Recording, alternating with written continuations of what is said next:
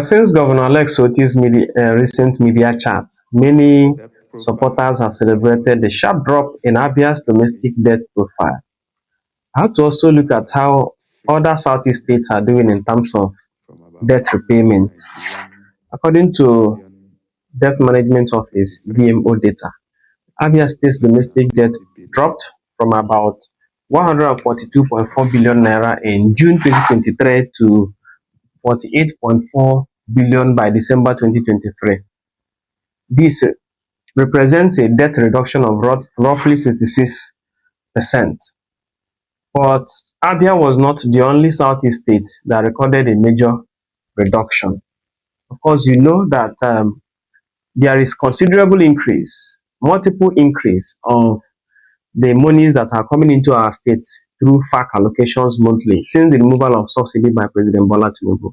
So probably borrowing new loans might not be, because states have enough money now to invest into its constitutional duties.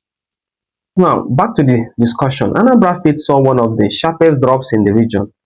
Its debt profile moved from approximately 76.4 billion down to 11.5 billion. This is a reduction of nearly 85%. Ebonyi State also recorded a major decline. Its domestic debt reduced from about 76.1 billion to 13.4 billion naira, a drop of more than 82%. Imo State equally witnessed a significant reduction. Debt figures of Imo State dropped from roughly 220.8 billion naira in June 2023 to 83.7 billion naira. That represents a decrease of about 62%. However, Enugu State tells a different story. Unlike the other Southeast states, Enugu's domestic debt increased substantially during the same period under review, and that is from June. Of course, the data you can see on the screen is from June 2023 down till December of 2025. Now, the Enugu State moved from about 93.2 billion naira in 2023 to 157.6 billion naira by the end of 2025.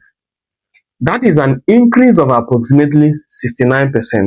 So apart from Enugu that borrowed more loans, which substantially increased their debt profile, every other state did not borrow. What does this data really tell us? First is that it shows that debt reduction is not happening in only one state within the Southeast. Multiple states in the region appear to be aggressively reducing domestic debt obligations. Second, it highlights how economic priorities differ from state to state. Some governments may prioritize paying down debt rapidly, while others may borrow more to fund infrastructure, healthcare, education, or capital-intensive projects. Debt itself is not always negative. The more important question is, what was the debt used for? Was it invested productively? And are citizens seeing visible improvement in infrastructure, healthcare, education, and economic opportunities? Another important point is that domestic debt figures alone do not tell the complete financial story of a state.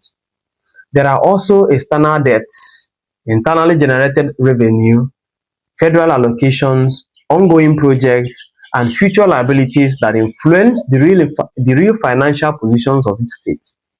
This is why data interpretation must go beyond political excitement or online arguments. The goal should be public understanding. For citizens, this provides an opportunity to ask deeper questions. Which states are managing debt substantially? Which states are investing aggressively?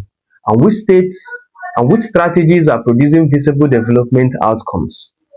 At the end of the day, debt reduction is important, but economic growth, infrastructure quality, healthcare delivery, job creation, and citizens' welfare are equally important indicators of governance performance.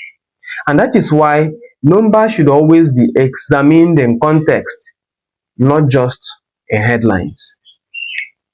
So, you viewer, what do you think about the death trends across the Southeast states? Do well to drop your comments right under the comment section. And thank you for watching. Please like, share, comment your opinions, and don't forget to subscribe or follow this channel. Thank you very much.